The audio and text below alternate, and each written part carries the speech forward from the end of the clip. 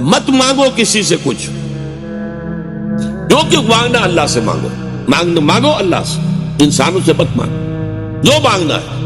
حضور نے فرمایا کہ اگر جوتے باندھنے کا فیتا جو ہے وہ تمہیں چاہیے، اللہ سے مانگو۔ ابھی اللہ کا معاملہ کس ذریعے سے پہنچا دے، کس کے دل میں ڈال دے، کیا شکل پیدا کر دے، انسانوں کے سامنے دستے سوال دراز مت کرو۔ لیکن دوسری طرف اگر کوئی اپنی ہتھیلی آپ کے سامنے کر ہی دے تو اسے ٹھوکر مت مارو۔